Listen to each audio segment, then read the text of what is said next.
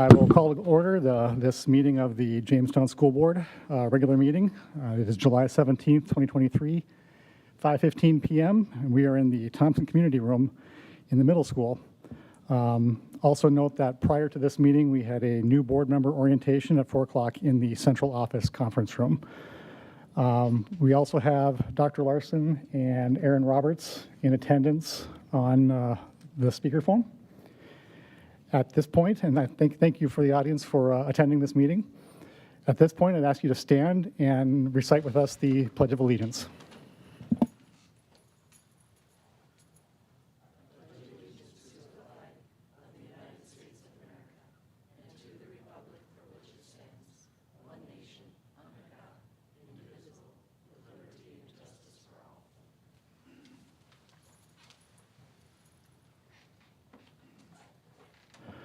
Melissa, will you please read the school board norms?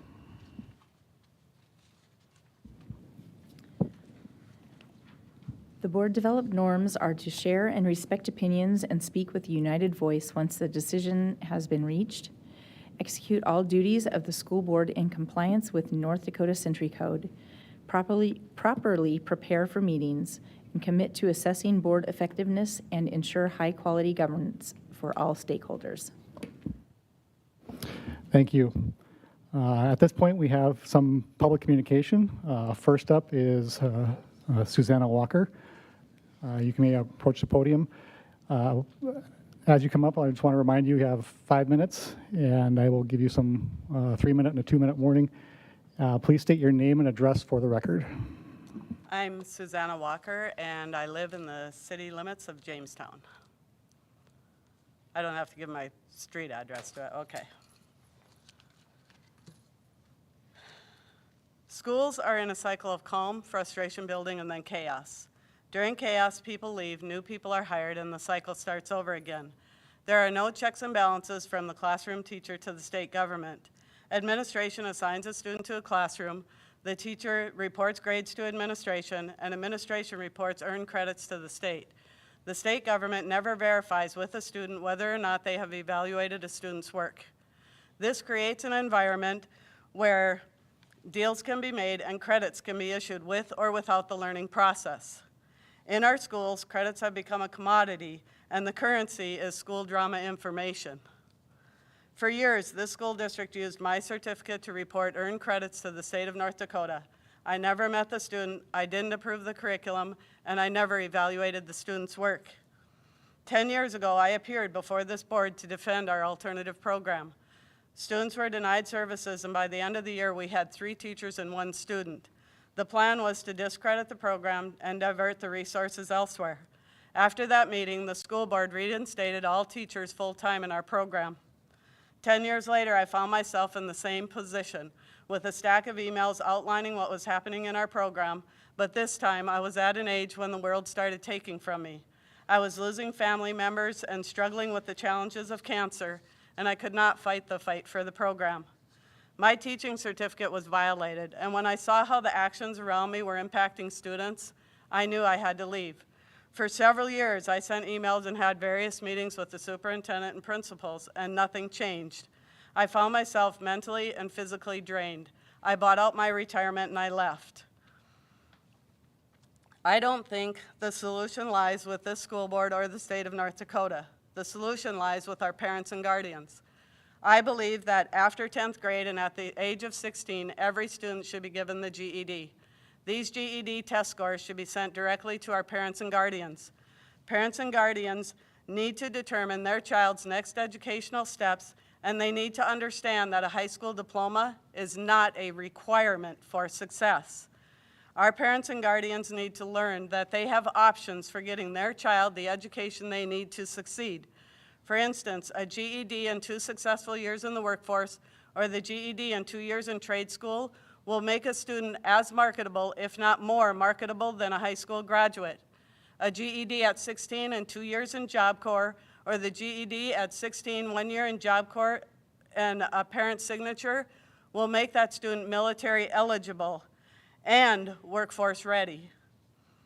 As far as our college-bound students, let's get those in classes where all students have the same goal.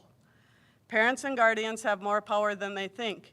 In our schools, credits have become a commodity, and the currency is school drama information. And until that changes, 10 years from now, nothing will change, and that cycle is going to continue. I want to leave you with one thought, and that is, teaching was a calling to me, and it was loud. And I had the desire and the passion to work with not our best students, but our at-risk students. And honestly, this system made that calling just a whisper. And I've been working for almost 3 years to try to hear that whisper again, and I just can't get close enough to get there. Thank you for your time. I don't know if you have any questions. No, thank you for your input, and thank you for your dedication to the district. At this point, we'll call on Cody Mickelson.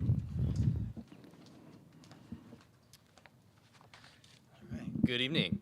My name is Cody Mickelson, live in the Jamestown community. I just wanted to have just a brief moment of your time tonight. I know I had sent an email to all of the board members with a letter of gratitude about some of the follow-up for negotiations, and so I won't repeat all of those points, other than I wanted to reiterate that I felt like our meetings were productive and we were able to have a lot of discourse on some perspectives that I think needed to be shared at that point. And certainly money always makes things easier when that is present. And so overall, I think we have a good year, a good settlement, and a good agreement. And while I wasn't able to make that comment verbally last time, wanted to leave that. I also wanted to make sure that I shared thanks to the district administration for their help in the process. I know I left that off the letter. It was written hastily, so thank you, Rob and Christy, for your help and guidance along the way as well. The one area I wanted to address was the last paragraph of my letter, and while I did not have a paper copy of the letter to share, it was the address of the board resolution, the proposed board resolution from Mr. Rohr and Mr. Tweeten that they presented at the, I believe it was the final negotiations meeting, not sure, it was a 4.5-hour meeting, so they all blend together. But the main thing about that resolution was that I think the harder part of accepting that was the trust and the faith that goes along with the action behind it. Certainly negotiations is a it's a way of getting something done and a commitment to be made to it. And we don't have anything in front of us other than a board resolution, which we don't take lightly. And I think at the table when Mr. Tweeden said that this would be a leap of faith and there would have to be some trust in it, I think hearing those words was, I don't want to say shocking, but it put us in the perspective of we have to decide if we're going to do that. And we ultimately at those two groups decided that that was the right path. And so the three things that I just wanted to highlight about that resolution were three of the proposals that JEA had brought. One was that number one in the resolution was professional development, how it relates to equity. And somewhere along the line that's related to being compensated to daily rate of pay in the summer. Number two was to make sure that duties, contracted and non-contracted, were aligned. I think that one was somewhat aligned to the PLC time meeting that we have in our district, and there are some conflicts in some departments with that. And then the third one was overload pay when there are extended contracts, which you'll be acting on a number of those tonight.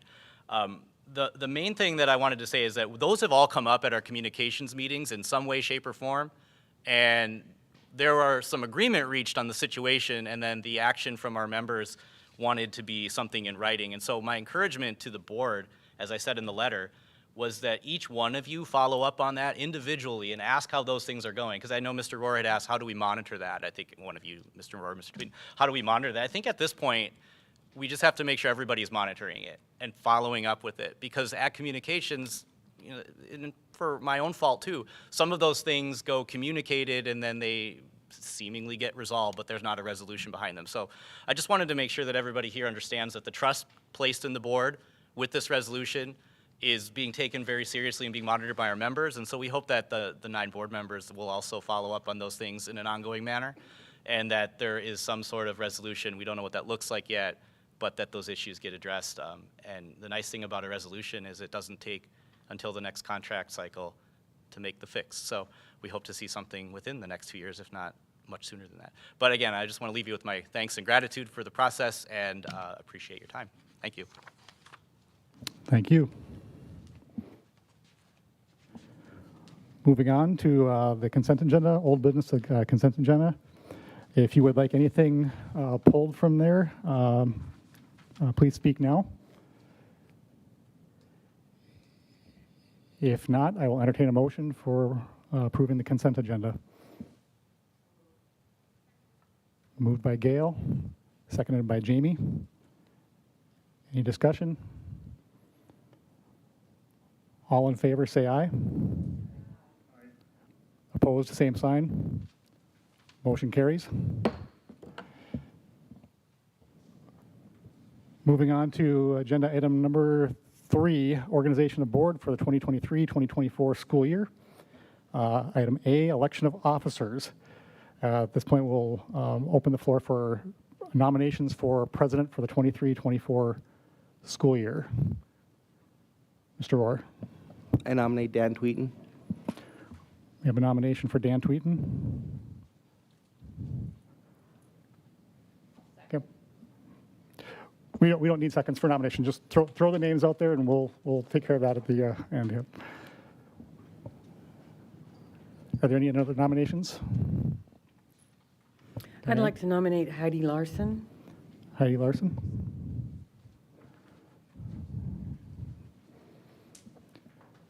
Okay. Are there any other nominations? Are there any other nominations? Are there any other nominations? Hearing none, we'll close nominations. We will do a ballot vote between Dan Tweeten and Heidi Larson for president for 2023-2024.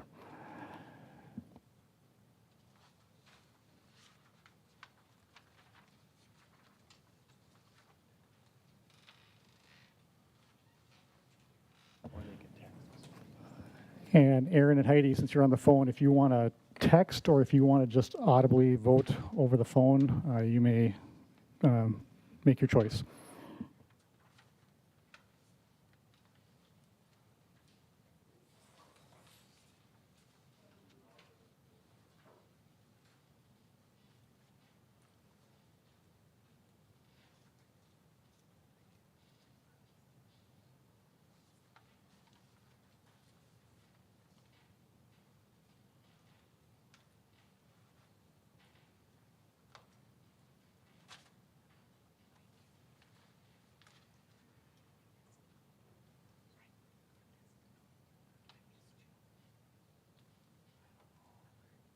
Okay, we have all the votes in at this point. Okay.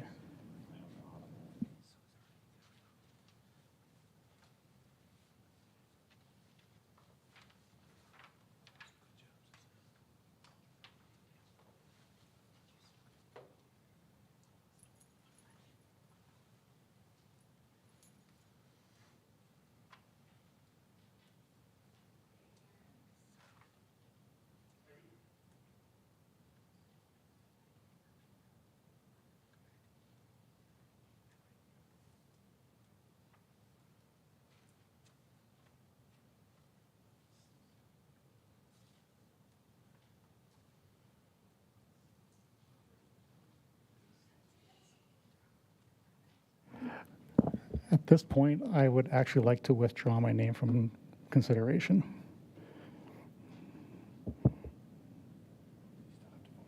Still have to vote again, so. Unless somebody would ask. Yeah, we'll entertain a motion for casting unanimous ballot for Heidi Larson. Jason, you had a question? Considering you're withdrawing, I would move we cast unanimous ballot for Heidi Larson for president. Is there a second? Second by Jamie Bear. I don't believe there's any discussion on this one, so this one, I guess we'll do a roll call or a vote. All in favor, say aye. Opposed? Opposed, same sign. Motion carries. Congratulations, Heidi. If you don't mind, I'll keep on running this meeting though, since you're on the phone, and we'll keep it a little bit easier. Okay, at this point, we'll open up nominations for vice president. Jason. I nominate Dan Tweeden. We have a nomination for Dan Tweeten. Is there anyone else? Are there any further nominations? Are there any further nominations? Are there any further nominations? No further nominations. I'll entertain a motion for a unanimous ballot. So moved by Gail Nelson, seconded by Jason Rohr. Motion on the table is cast a unanimous ballot for Dan Tweeten for Vice President, 2023-2024 school year. All in favor say aye. Opposed, same sign. Motion carries. Moving on to 3B, conflict of interest. Do we have any conflicts of interest to declare?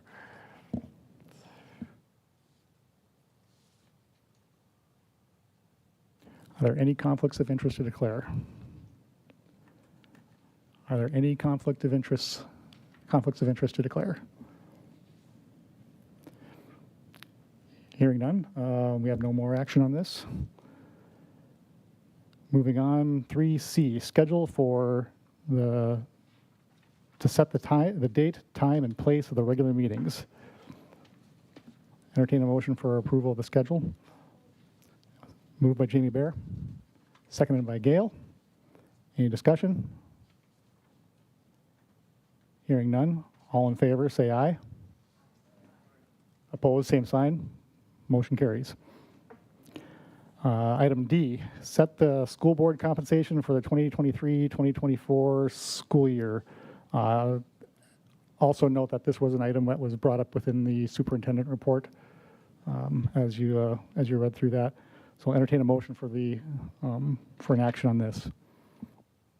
Jason. I would move that we maintain the $4,000 per year compensation for members and $4,600 for the president. It has been moved to maintain the school board compensation of $4,000 per year and $4,600 per year for president. Yes. I have some discussion. Mr. Veldkamp had emailed earlier. He was not able to attend. He wanted to provide feedback to the board that he felt those that serve on the negotiations committee should be considered at a slightly higher rate to compensate for the amount of time that is devoted to that. And I'm just sharing that perspective. Okay, so we have a motion. Do we have a second yet? Second for Jamie. Any discussion? Jason. So this is general fund? This comes out of the general fund? Okay.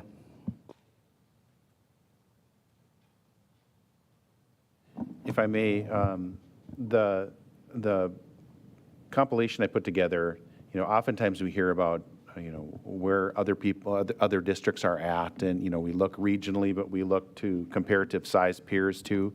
So I broke down that analysis just with area schools, but then also similar size schools. I used 1,000 plus as an enrollment. And what you'll see, as I outlined in my superintendent report, pretty common to see schools of 1,000. The larger the school, the more likely to set a fixed annual amount. More likely for smaller districts to use a per meeting amount at a lower level in terms of total annual compensation. But you're, I think, as a district, pretty similar to maybe on the low end of normal for comparative sized peers. But I think you're right in the ballpark in terms of how you do that and how you compensate board members and within that appropriate range. Some higher, but sort of on the low end of that.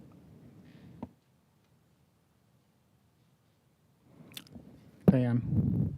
At what point would it be appropriate to discuss Steve Veldkamp's suggestion of negotiation team receiving a higher salary? You can always offer an amendment. I would motion that we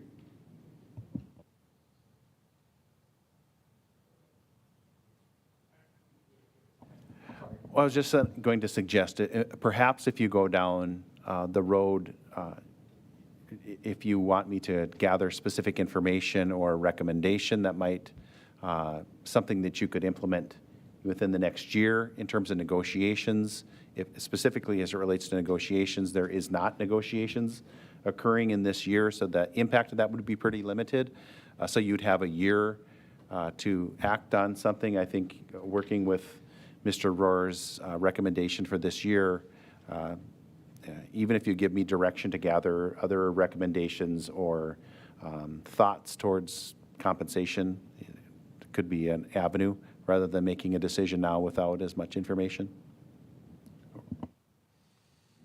I like that idea, especially it'd be nice to have the full board here present when we discuss that. So that's an excellent idea. Thank you.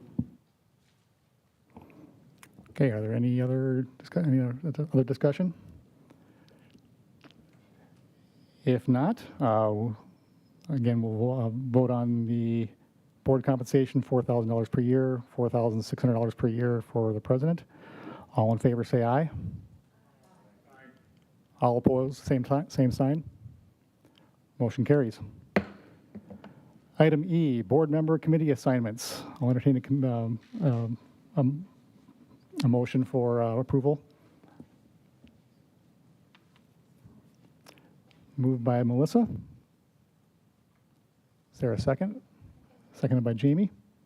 Any discussion?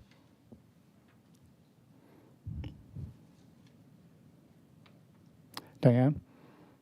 I just wanted to note that when it was compiled, one of the committees that I am on was not mentioned with my name attached to it, the counseling committee, so that's easily corrected. And they only meet once a year, so thank you. It's in the appointments? Yes. Yes.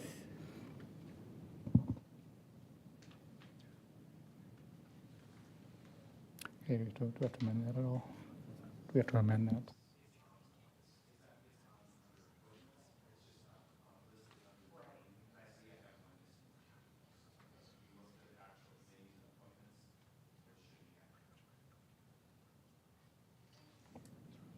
Okay, any further discussion?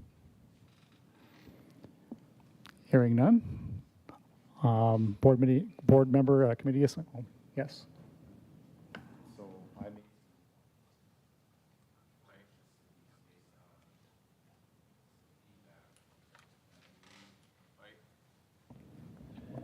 I made some shifts to these, and that's why one with Jamie didn't show up either.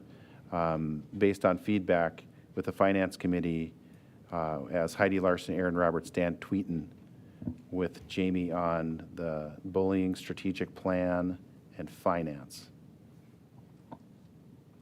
So just a clarity on that. And again, this is a board decision. These are just recommendations, and this is based on feedback, some of those changes.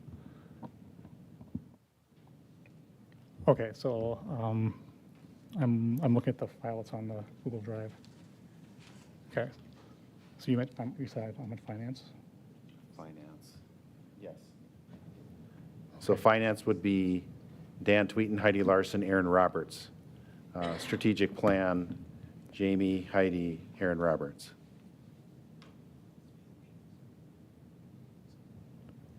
And special education, that one had two. I'm not sure how we added another board member to special education. So I Okay. apologize, I've just somehow. At this point, should we just read them off to make sure it's everybody's okay with it? Could, yep. So if you could do that, then that'll Absolutely. be the official Bullying record. Committee, Jamie Bear, Diane Hansen, Gail Nelson. Co-curricular activity, Melissa Gleason, Jason Rohr.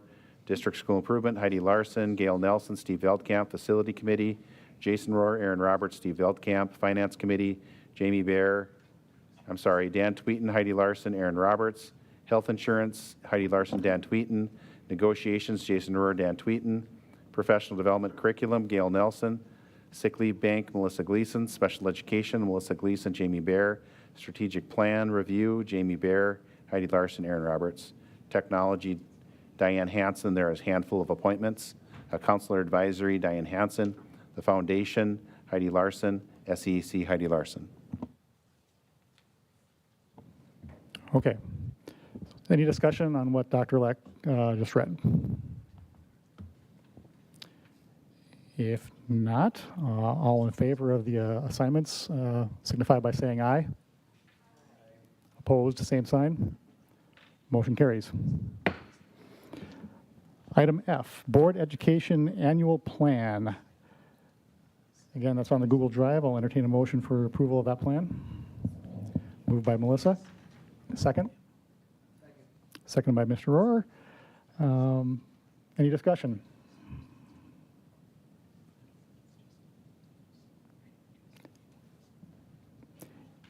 Anyone on the phone have any discussion or points? Okay. Hearing none. All in favor of the Board Education Annual Plan signify by saying aye. Opposed, same sign. Motion carries. Agenda item number 4, new business consent agenda. If anyone would like to pull an item from this consent agenda, please speak now. We can move it to the later on in this agenda.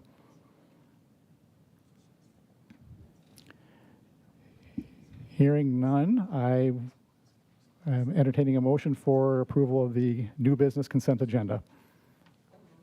Moved by Gail. Second. Second by Diane. Any discussion? Yeah, I just had a couple points I wanted to raise.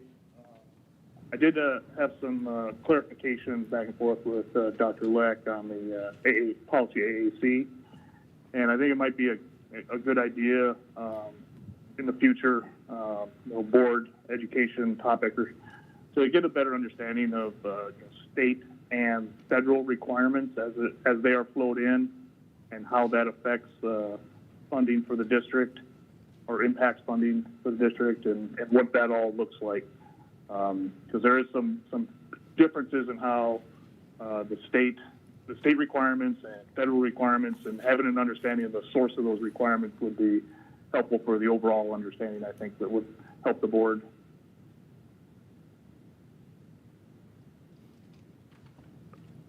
If I may, I think one of the questions surrounds the definition of protected classes. As is often the case, the states have different definitions for various things as opposed to the federal requirements. And so Century Code outlines, in North Dakota Century Code outlines who protected classes are. That is different at the federal level. There's different definitions, and so there's misalignment between those. The issue becomes through the Office of Civil Rights may require, if you make a change that might require anyway, or you are subject to forfeit of funds, federal funds. And so I think the question relies around what would that look like if you were to do that, and what would the implications being of changing protected classes only to the state definition as opposed to the federal definition, and what could potential outcomes be from that. Did that kind of capture that, Mr. Roberts? Correct, yes, thank you. Any further discussion? Hearing none. All in favor of approving the consent agenda signify by saying aye. Opposed, same sign. Motion carries. Okay, moving on to agenda item number 5, regular meeting.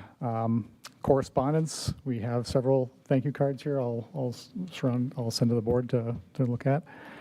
At this point, item B, Board Education Strategic Planning Update.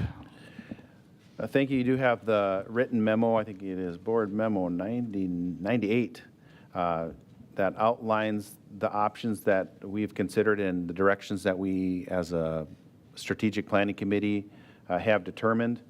This will be a relatively short board education, but I've outlined in options considered.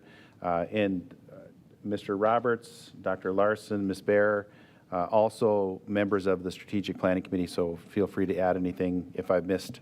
But ultimately, we looked at 3 options. One, re-engage the whole process to draft a strategic plan, potentially utilizing a consultant, update our existing plan, or some kind of hybrid that will still allow us to get community and stakeholder feedback while leveraging the structure of our existing plan. Ultimately go through that process almost like we would have done an annual review, which is what we hope to continue to do, but that we gapped out in certain years. So ultimately, what we decided to do, looking at a few different factors, the cognitive review is coming in October, and we know that there's a significant impact to the district in terms of cognia. Making a complete revision at this point would be unwise, so we believe in recommending to revise within our existing structure. So a hybrid plan really offers us the ability to still get feedback on what those strategic initiatives are, but amend them as necessary within the existing structure of the strategic plan. Because really, even though we have met some of the goals that are in the strategic plan, the initiatives are really still the same. We just might be in a different step, or we might be in a different place, but really a lot of it will continue. And so based on discussion with Dr. Larson, we're looking at a board retreat in which we would use an executive team to draft a revision that would then go to the board committee, strategic plan committee for review and an additional feedback loop, and then go to the board for final approval. And I'd make a note that the executive team that would first go through this process would include representation from administration, instructional coaches, and teachers. And with that, we would go to a retreat for greater discussion, and then finally approve that strategic plan, or at least create a future date in which we will formalize that approval for a strategic plan. And we would do that on a special meeting on September 7th, and we would already have a meeting set for that to review the preliminary budget. So with that, I would stand for questions. Dan? Did you mean to say August 7th? What did I say? Yes, August 7th, thank you. Time flies when you're having fun, Diane. Any other questions or comments, either from the committee or from the board?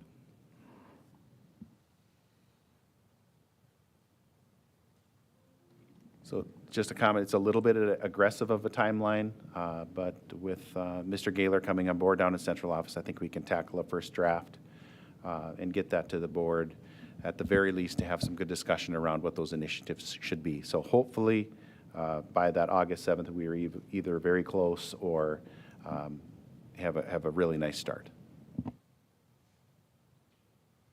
Okay, thank you.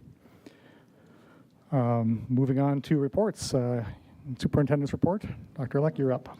Thank you. I have a very long written report for you, but I will not go through each section. The first 2 pages, I'm sure there will be questions on some of these, and I'll just pause at the end for questions. But the first 2 pages address personnel change, and then also shortages that we're representing, that we're seeing right now at the K through 12 level in terms of professional staff. So we do have significant amount of shortages, and the strategies that we are targeting right now to address those shortages. And I will say that we see a lot of these at the high school level. That's where the greatest level of need exists in terms of shortage. And so a lot of these anticipated strategies are basically mirroring. So if we have a shortage of 1 teacher, we're looking at 5 preps, okay? And that's where we have to start from. We have to start from mirroring person to sections. That doesn't mean that as we build a schedule, though, there aren't other consolidations that we might see. You might be able to move a class size from 20 to 23 or something like that, or we might have an offering in an elective that only has 4 students, and we might not offer that. And so those students would have to be dispersed. But what this represents is a mirror based on our current FTE. So the reason I share this, because I've given a lot of strategies, it's probably a lot to digest, but this isn't exactly what it may look like. It's just potentially what it could look like.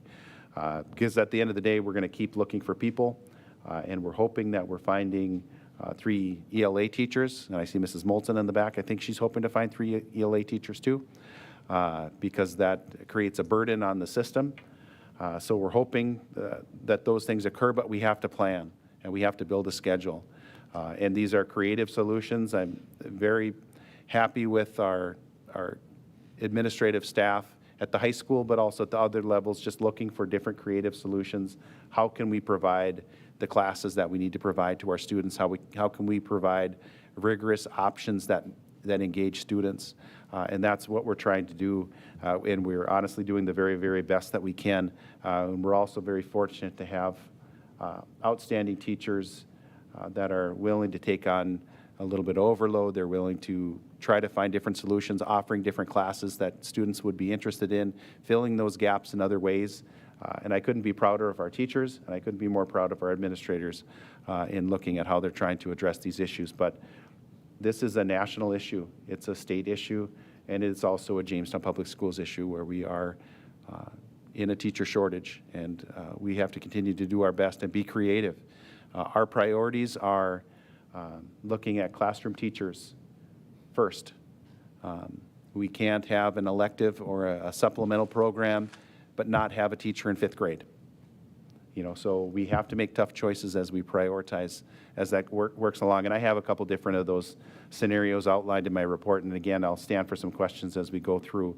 But I wanted to provide that list to the board so you understand, number one, what the need is, and number two, the work that's gone into trying to find different solutions. Because we are getting to that point where we need to build schedules, and people need to know what they're teaching, students need to know where they're going, and there's just a lot of work to be done. But if we find additional teachers out there, so 252-1950, if you're looking for a position, we would certainly have some good conversation with you. But those are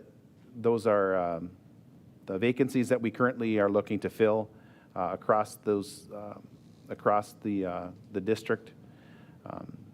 I have, as I have in the past, provide a little bio for you for all of the teachers that you'll be acting on for approval coming up, and there's a handful of them. Some of them are familiar names to you and others are not. But policy FFD, just moving down on my report, in the consent agenda policy reviews, we have a requirement to review some of these policies annually, and that's why they're in the consent agenda as a review. But you need to please be aware that some of these policies, like FFD, will come up again in the near future because there are going to be revisions to them. So I don't want you to think, well, we just did this. No, that's an annual review. When the policy reviews come through from North Dakota School Boards Association and Legal Counsel review, there might be some areas that that'll be changed in AAC, FFK, FFD, and ABBA. And there is a recommended policy change on FFD that we typically would have that on the consent agenda, but we move that into the regular policy. Cost sharing agreement with Yellowstone Virtual Academy. This is a little bit of a different situation than what the board has looked at before. We talked about House Bill 1376 throughout the year. That is state approved. That included state approved virtual schools for open enrollments. And so Century Code 15.1-07-25.4 was updated to allow for resident school districts can't deny open enrollment to a state-approved virtual school. So when you have an open enrollment that's going to Yellowstone, for example, in this, Yellowstone is a state-approved virtual academy school. You would not be able to deny that as an open enrollment. The issue becomes that what was sent to us was a cost-sharing agreement, so that's a tuition waiver. So there is not the same limitation. You could deny that. I would not recommend that my recommendation is to approve.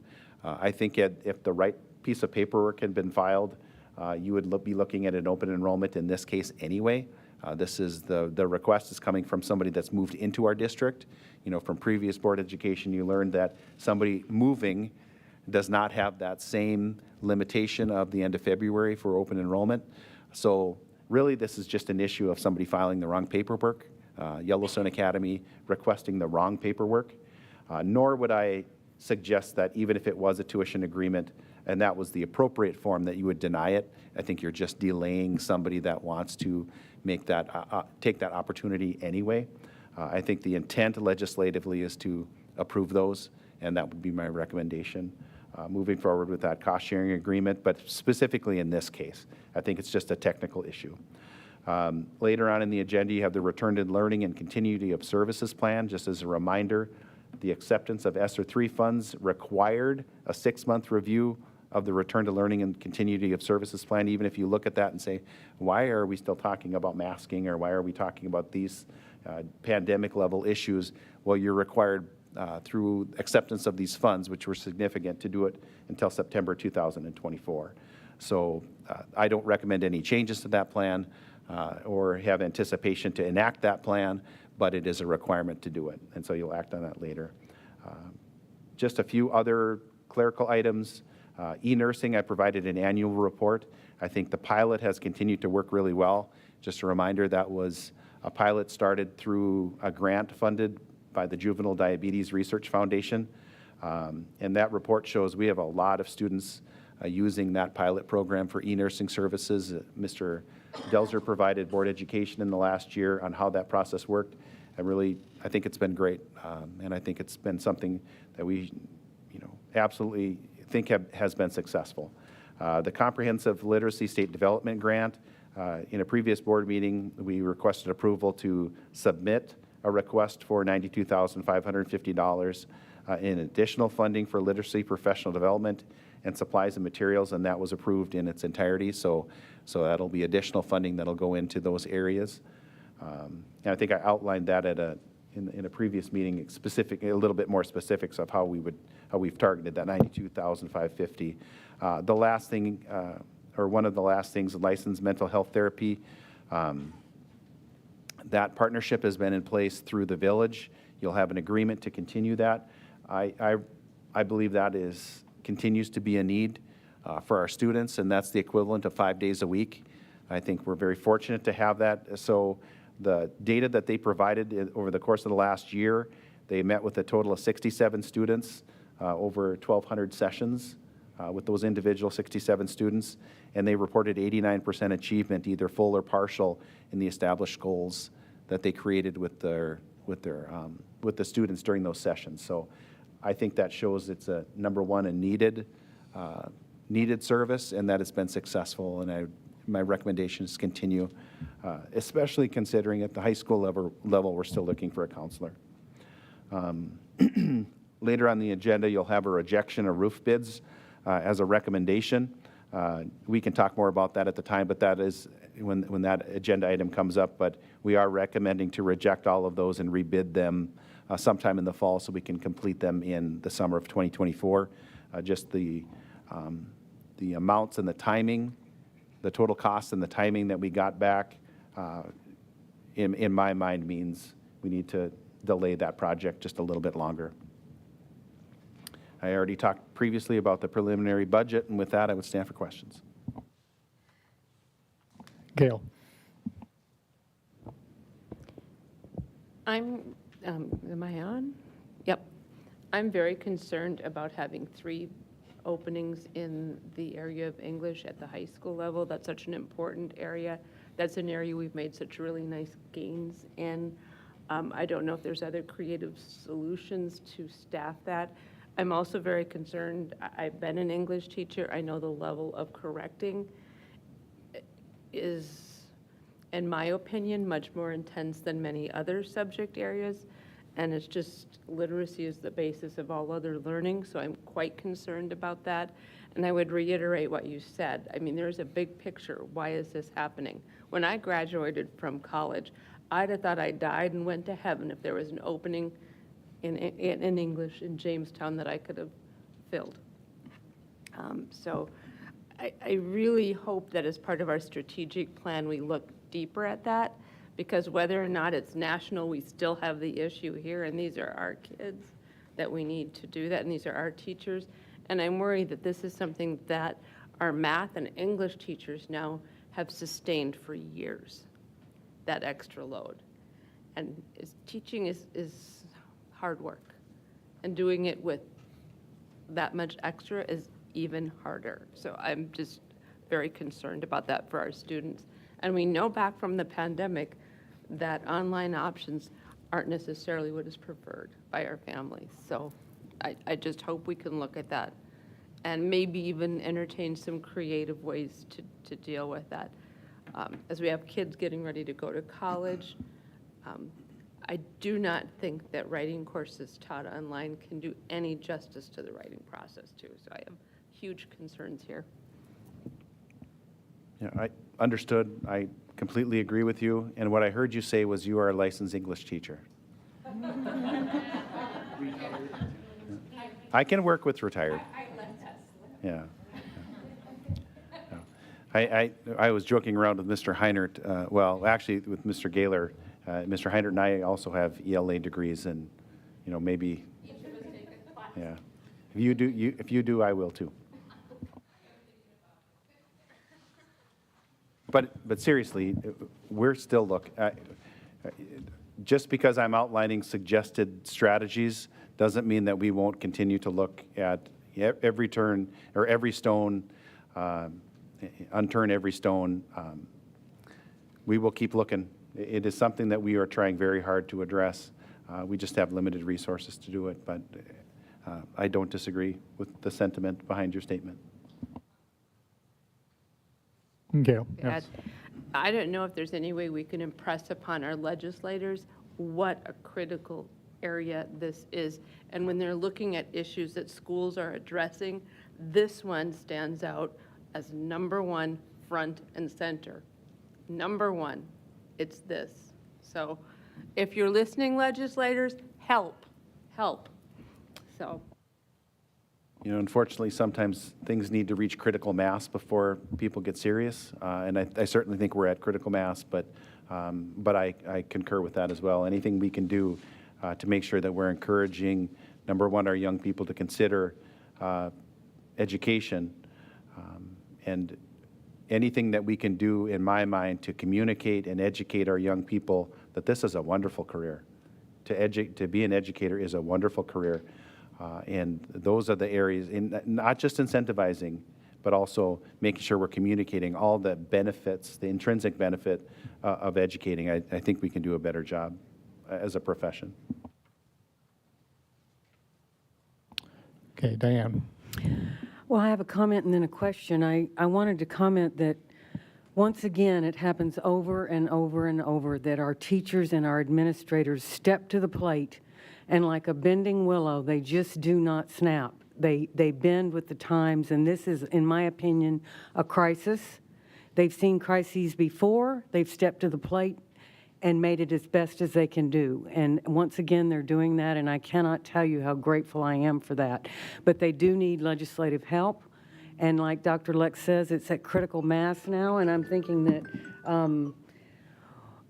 that perhaps our legislators are listening. And your point about English is well taken, and I think that we all owe them a hats off for once again stepping up and tackling this when it's at this critical level.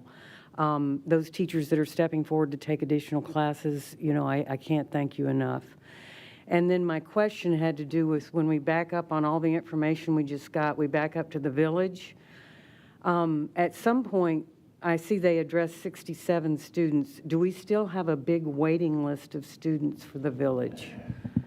There is still a waiting list. I guess I could not speak to how many students are on there, but I feel very confident that working with 67 students now, even if we have a waiting list, I think we're at the right capacity for what we're seeing, and it really just depends.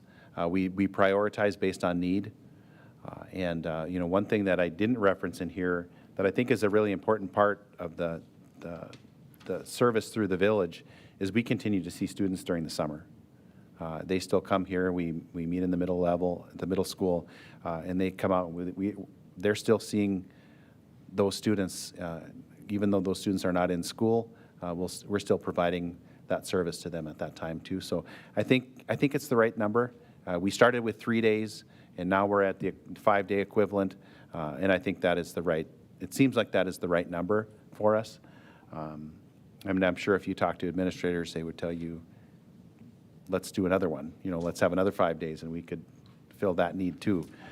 Right now, this is funded through our ESSER funds. Jamie?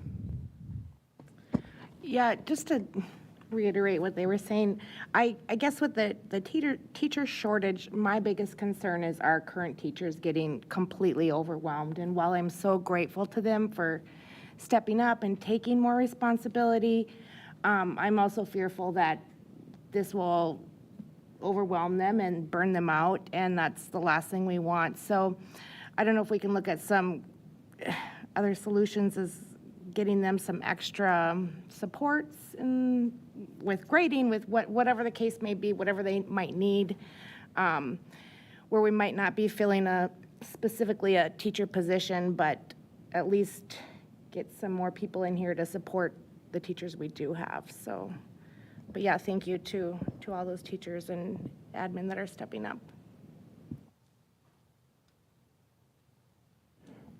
Okay, Aaron or Heidi, do you have any comments, questions? I have some comments on that, but I'll hold that until later on in the agenda. Okay. We'll move on then. Thank you, Dr. Leck. Moving on to new business. Item number 1, nothing under activities. 2, buildings and grounds. A, approval to reject all roof bids and rebid. Entertain a motion to do that. Moved by Jamie. Is there a second? Second by Gail. Any discussion? Any discussion? Hearing none. All in favor to reject the roof bids and send out for rebid, signify by saying aye. Opposed, same sign. Motion carries. Item 3, curriculum assessment and instruction, approval of new courses for 2023-2024. I'll entertain a motion for approval of those courses. Moved by Jamie, second by Diane. Any discussion?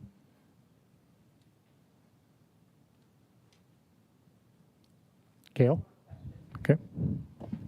And we are still looking for someone to potentially fill those FACS courses. I know those are very popular courses, and it concerns me that we do not have a FACS teacher and that we lost one, so.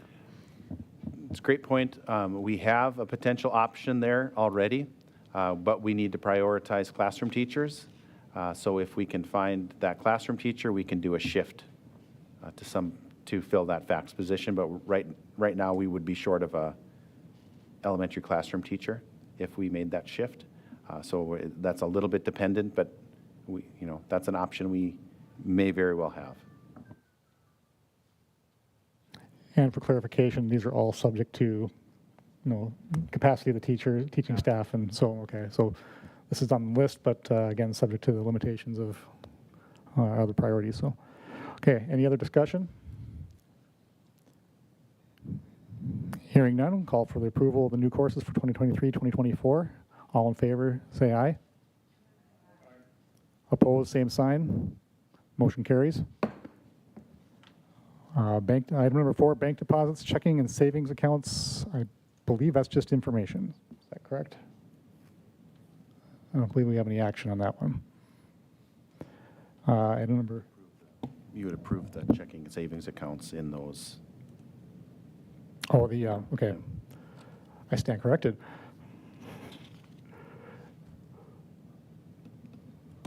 I didn't look at that. I didn't find that link there. So okay.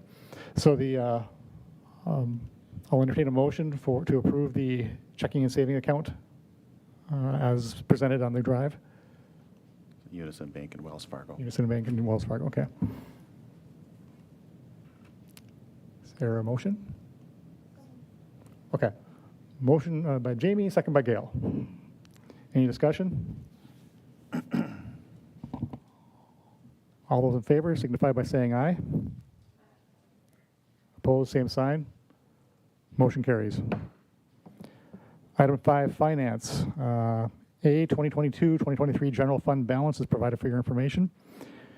The 2022-23 summary of debt is also provided for your information. Item C, approval of budget revisions to the 2022-2023 budget. Is there a motion? Motion by Melissa, second by Gail. Any discussion?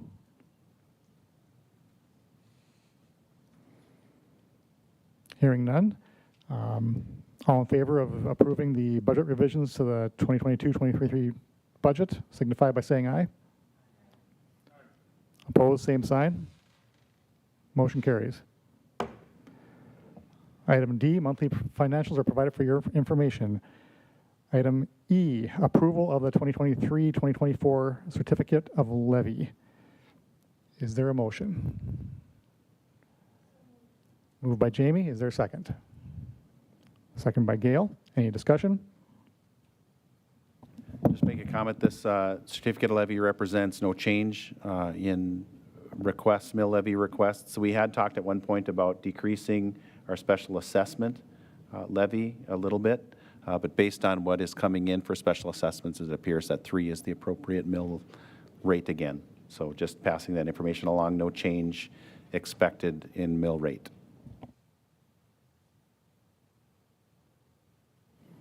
Okay, any further discussion? Hearing none, all in favor of approving the 2023-2024 certificate of levy signify by saying aye. Opposed, same sign. Motion carries.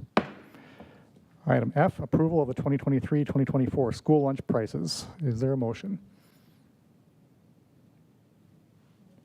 Moved by Melissa. Is there a second? Second by Jason. Any discussion? Gail.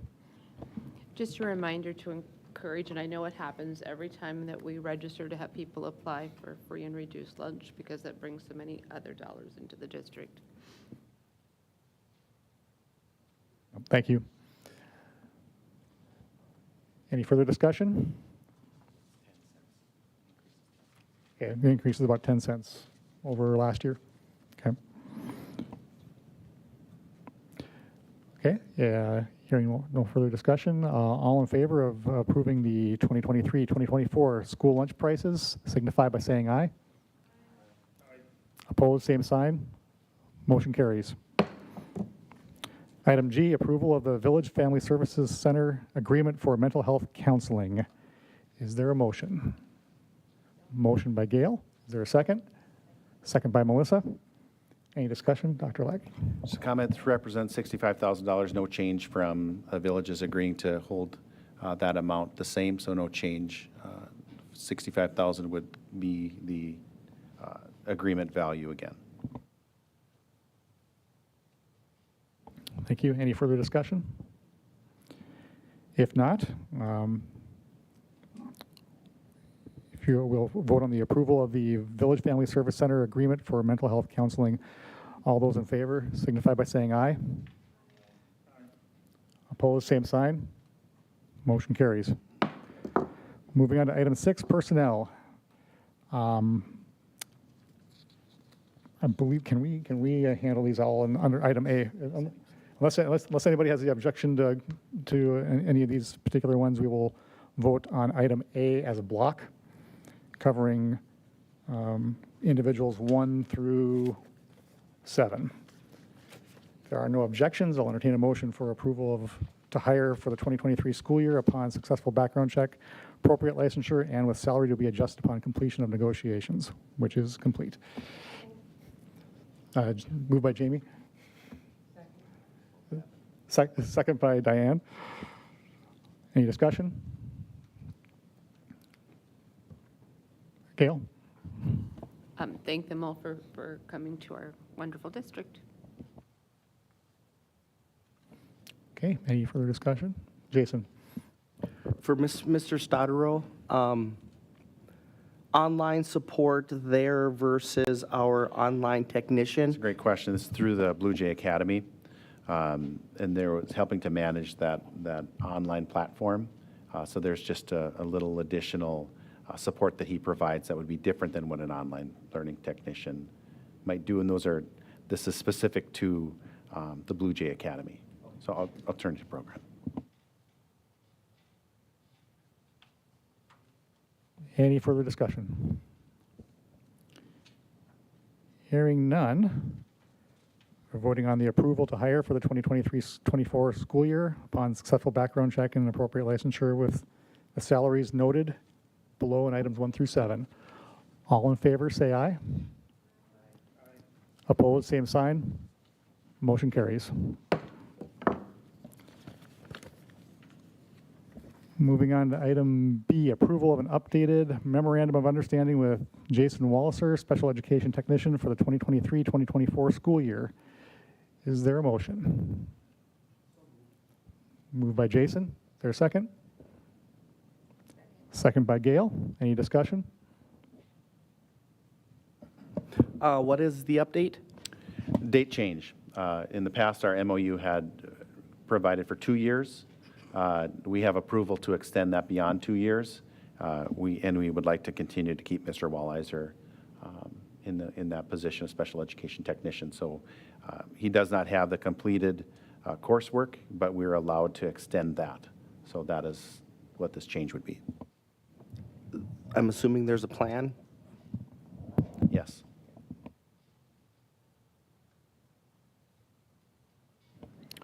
Okay, any further discussion? Hearing none, the motion is to approve the updated memorandum of understanding with Jason Walliser, special education technician for the 2023-2024 school year. All in favor, signify by saying aye. All opposed, same sign. Motion carries. Item C, approval to open the position of special education technician. Is there a motion? Motion by Melissa. Second by Diane. Any discussion? Jason? For the high school, is that the only location where we're considering these? Correct. We're short paraprofessionals, and this is the what I referenced in my report. We're short paraprofessionals, and so the hope would be we could kind of shift 3 of those paras into a special ed technician. We haven't been able to fill those para spots, so if we feel like if we can use this as an opportunity to get a special education technician, that would be an improvement from the paraprofessionals. 1 is better than 0. Okay, any further discussion? Okay, we're voting on the approval to open the position of special education technician. All in favor, say aye. All opposed, same sign. Motion carries. Item D, approval of the 2023-2024 extended school year contracts. If there's no objection, we will vote through these 10 individuals. Wait, okay. 10 individuals, if there's no comments. Aaron, I heard you had something. Yeah, so I think just in regards in general to, nothing specific on any of the individuals here, but just in general, providing extended contracts or additional sections, I think we as a board have a little bit of work that we need to do in this area. To one, provide some definition for what extended contracts are for. And I fully support providing this stipend to the teachers as a whole.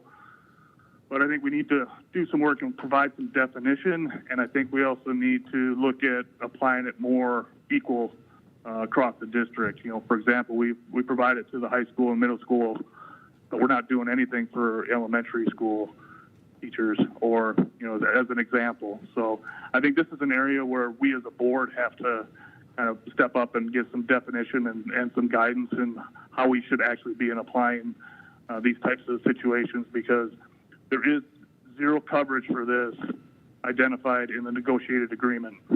We simply contract days. We don't contract sections.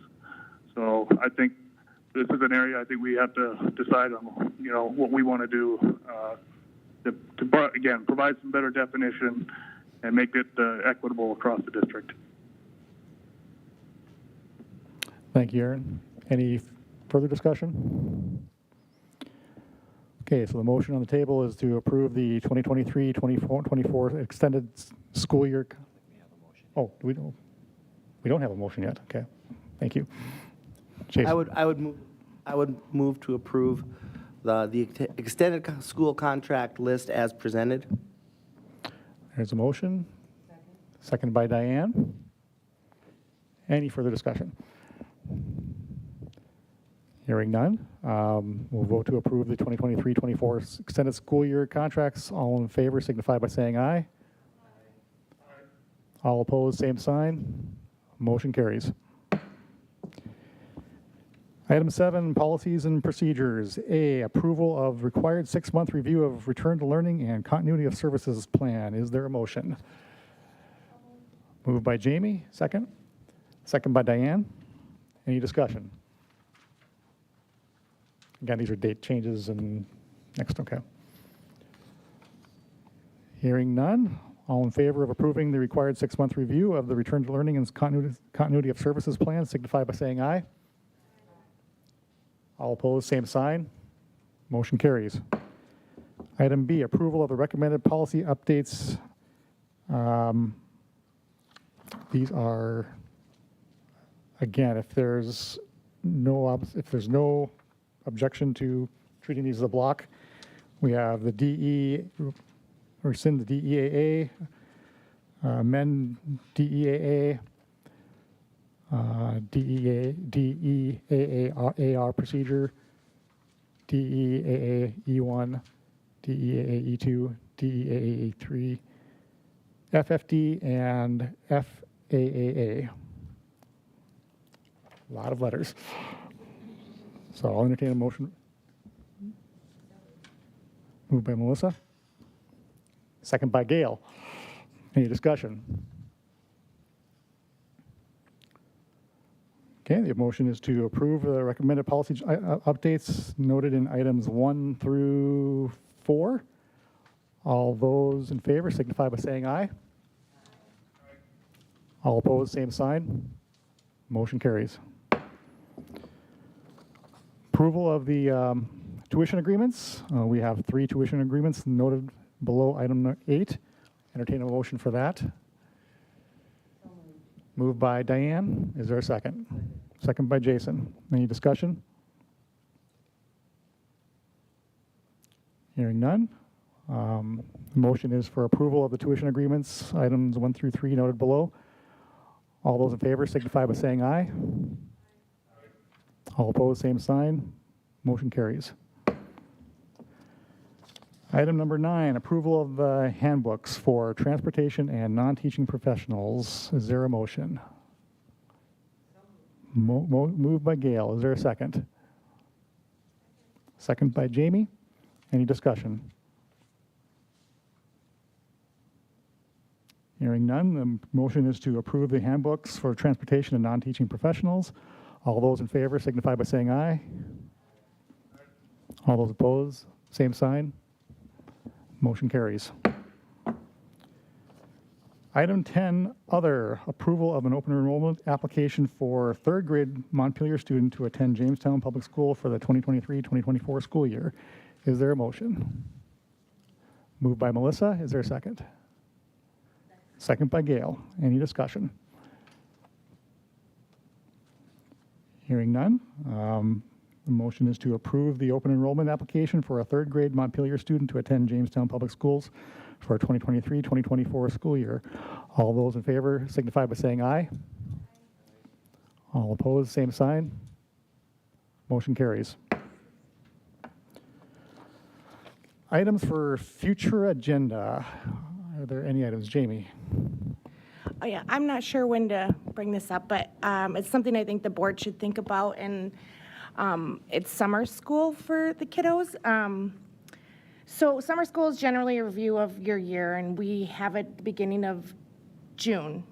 My kids are usually burnt out by that time and ready for a break, but since it is a review of the year, I think moving it later in the summer, so it'd be more of a kickstart or a jumpstart to the next year, would be more beneficial for retention for those struggling learners. But I have spoke to Mr. Delzer about it, since he does run our program now. He did talk to a lot of the teachers that teach summer school. A lot of them were on board, but I think it's something we should get some feedback from parents to see what, if that's something that's going to work in their schedule or ideas from the board. But just a suggestion going forward, I think that we should look at moving summer school to the end of summer rather than the beginning. But Okay, thank you.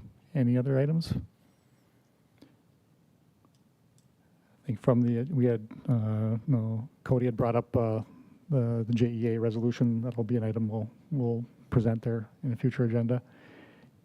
Any other items? Okay. Meetings to be scheduled. We have the Dollars for Scholars meeting on Monday, July 24th, 2023, 12 o'clock, multi-purpose room in the middle school. We have a special school board meeting on Monday, August 7th at 5:15 p.m. in the Thompson Community Room in the middle school. School board meeting, regular school board meeting on Monday, August 21st, 2023 at 5:15 in the Thompson Community Room in the middle school. And the back to school breakfast on Tuesday, August 22nd, 2023 at 7:30 a.m. in the high school commons area. We also have the Health Insurance Committee meeting on August 14th at noon at the District Office Conference Room. A reminder for our monthly superintendent evaluation, Section 2 Board Relations, and Section 4 Curriculum and Student Support Services. There being no further business, this meeting is adjourned.